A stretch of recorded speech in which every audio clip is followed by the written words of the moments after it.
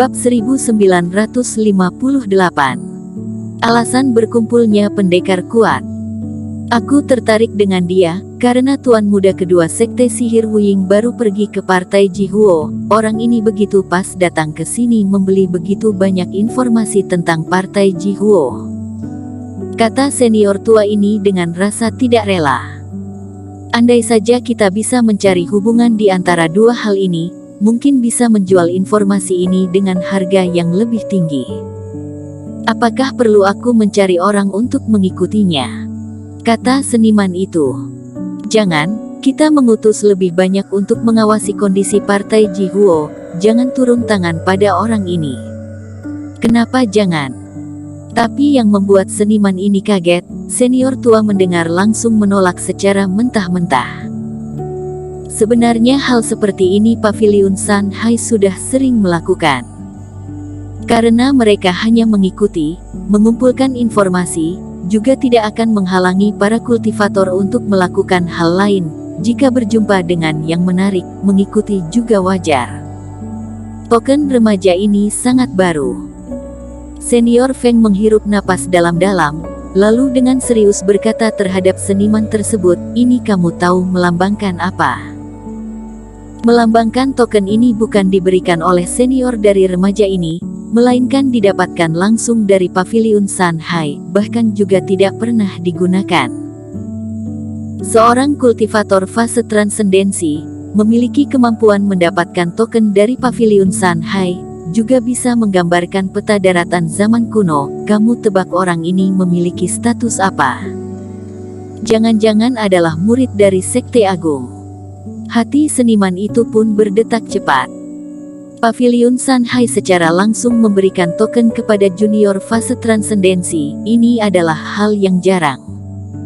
Jadi, orang ini sangat hati-hati, kita juga jangan turun tangan kepadanya, daripada menyinggung pihak kuat yang ada di belakangnya. Senior Feng menganggukkan kepala.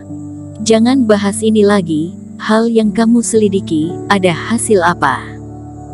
Senior Feng melambaikan tangan mengubah topik pembicaraan. 4 penatua tertinggi keluarga Qin datang ke wilayah utara, sepanjang jalan terus menempuh perjalanan, tidak banyak berhubungan dengan orang lain. Orang yang kita utus untuk mengikuti juga tidak mendapatkan banyak petunjuk. Tapi dengar-dengar, berhubungan dengan anak keempat Kaisar Qin. Seniman ini dalam menyampaikan ada sedikit ragu-ragu. Karena Erik Qin sudah lama di wilayah utara, juga tidak melihat keluarga Qin mengutus orang kemari. Tapi kali ini langsung mengutus 4 penatua tertinggi datang mencari generasi muda keluarga, ini juga terlalu berlebihan. Erik Qin adalah tamu istana es Arktik itu, kata senior Feng. Oh iya, aku juga ada memeriksa pergerakan kultivator fase penilaian belakangan ini, menyadari hal yang aneh. Seniman tersebut dengan nada serius berkata, selain 4 penatua tertinggi keluarga Qin, juga ada penatua tertinggi sekte kuno Yuepo dan Jiuchi bergegas datang ke pedalaman wilayah utara. Mereka berdua, ini demi apa? Senior Feng pun mulai serius. Yang paling aneh, keluarga Wu sekte tertinggi juga ada pergerakan, beberapa hari terus menempuh perjalanan, tapi beberapa hari mulai memperlambat pergerakan, tapi juga mengarah ke pedalaman wilayah utara.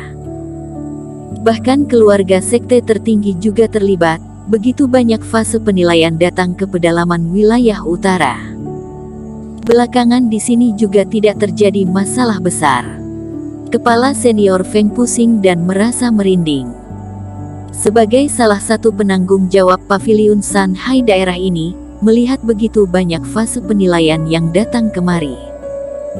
Tapi dirinya malah tidak menemukan alasannya, membuat dia sangat gelisah.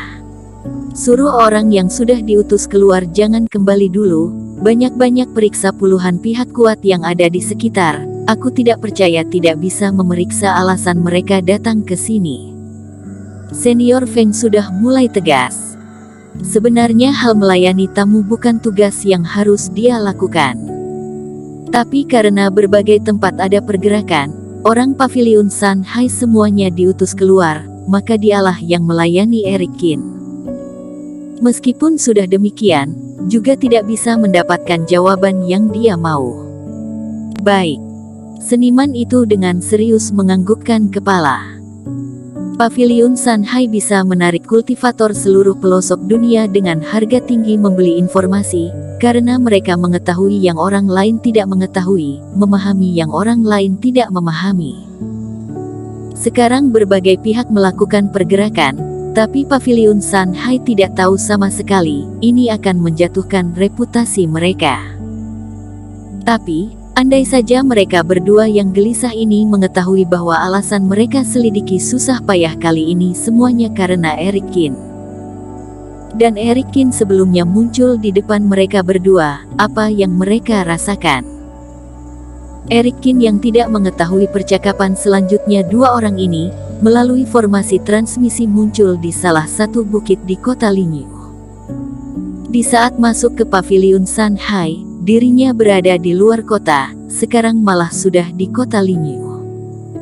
Ini juga ada alasannya, karena di saat keluar muncul di dalam kota akan lebih aman daripada muncul di luar kota. Eric Kin melihat sekilas kota Linyu, bangunan yang menjulang tinggi, dia merasa tempat keberadaan Paviliun Sanhai pasti berada di kota ini.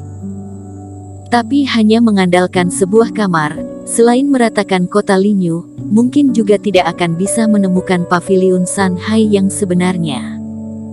Eric Kin menekan token yang ada di tangannya. Setelah dirinya pertama transaksi dengan Paviliun Sanhai, di token ini muncul beberapa informasi. Kedepannya dirinya tidak perlu ke patung batu yang ada di luar kota, juga bisa dengan mudah menemukan orang Paviliun Sanhai. Tapi setelah membeli informasi kali ini, dalam waktu dekat juga tidak berencana ke tempat ini lagi. Bersambung. Bab 1959. Kembali berjumpa Nanda Fu. Dia juga merasa, senior tua yang tadi melayaninya itu sepertinya cukup tertarik dengan status dirinya. Tidak langsung pergi, Eric Kin pergi keliling satu putaran kota Linyu, pergi ke jalan yang paling meriah di kota ini. Eric Kin bukan demi datang membeli barang, hanya saja ingin memastikan di belakangnya apakah ada orang yang mengikuti. Setelah berkeliling sejenak, memastikan tidak ada orang Paviliun Sanhai yang mengikutinya, Eric Kin mencari tempat yang sepi, menggantikan penampilannya. Tapi di saat Eric Kin berencana pergi, terdengar suara berisik dari kejauhan, seperti ada orang yang sedang berkelahi. Dalam keributan ini, juga ada terdengar nama Istana Es Arctic. Kultivator Istana Es Arctic ada di sini. Dia setidaknya adalah Letnan Istana Es Arctic, juga merupakan sekte Vinola Su. Eric Kin berhenti, berjalan ke arah keramaian. Di depan hanya terlihat kerumunan orang, banyak kultivator yang mengelilingi satu stand kaki lima melihat keramaian. Dan di tengah keramaian ini, ada seorang wanita dengan muka memerah berdiri di depan kultivator wanita yang panik, terus berdebat dengan kultivator pria. Nanda Fu. Melihat wanita ini, Eric Kin merasa cukup kaget. Tidak menyangka di sini, dirinya bisa berjumpa dengan wanita ini. Semenjak dirinya membunuh Nikoshi, wanita ini seperti menghilang dari dunia, atau bisa dikatakan mungkin karena takut dengan dirinya sengaja bersembunyi. Bagaimanapun juga, waktu itu Nanda Fu demi menjalin hubungan baik dengan Nikoshi, di depan Penatua Si memuji dia, bisa dikatakan sekongkol dengan Nikoshi, sering meremehkan dirinya. Dirinya sangat benci dengan sikap seperti ini, wanita yang mudah berubah pihak. Terhadap masalah wanita ini, Eric Kin juga malas ikut campur.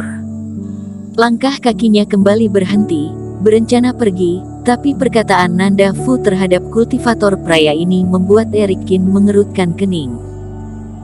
Hehe, kalian kultivator wanita Istana Es Arctic, ternyata begini etika kalian. Merusak barangku, sekarang malah memeras dan memfitnah aku. Di depan Nanda Fu ada seorang pria yang super jelek, dengan tatapan dingin melihat beberapa kultivator wanita. Coba kalian lihat sendiri, apakah kamu fase transendensi, boleh menindas aku yang fase distraksi. Atau kalian orang Istana Es Arktik hanya berani menindas yang lemah, membalikkan kenyataan. Saudara, baik-baik bicara, jangan mencemari nama Istana Es Arktik, kata Nanda Fu dengan muka dingin. Hehe, memangnya kenapa? Padahal kultivator wilayah utara menganggap kultivator wanita Istana Es Arktik sebagai bidadari, aku pikir gadis suci Vinolasu mungkin sama seperti kalian, atau lebih menjijikkan daripada kalian. Kultivator ini meskipun jelek, tapi berbicara seperti meriam. Sepasang tangan diletakkan di depan dada. Perkataan ini membuat Nanda Fu mereka sangat emosi. Kamu. Nanda Fu menggertak-ngertakkan gigi. Sebelumnya begitu pemberani, seolah-olah seiring penetrasi tumbang, dia pun menjadi kehilangan keberanian.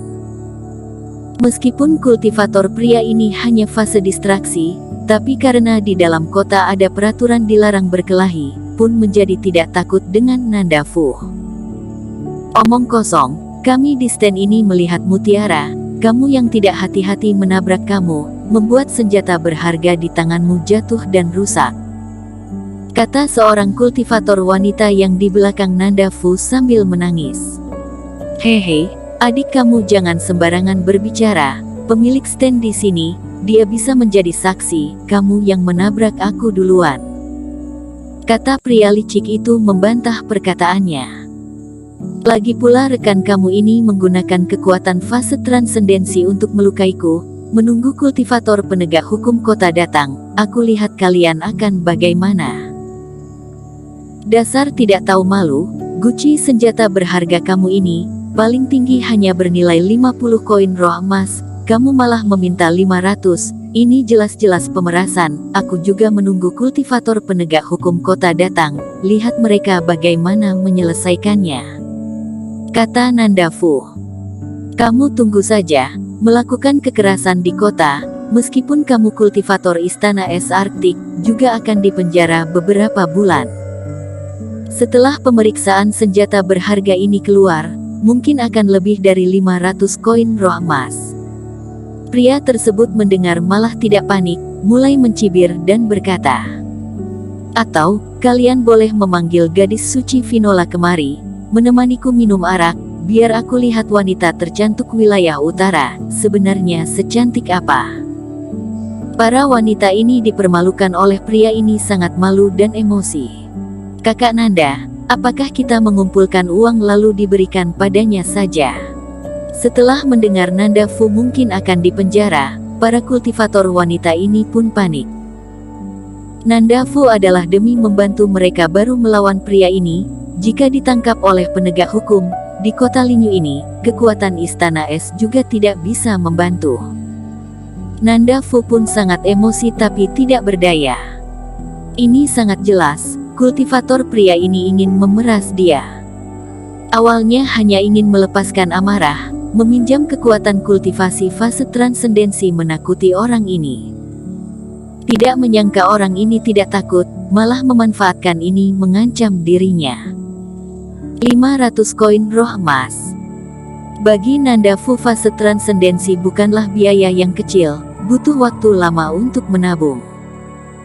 Tapi melihat pria ini sepertinya tidak takut, mungkin kultivator penegak hukum sudah sekongkol dengan dia.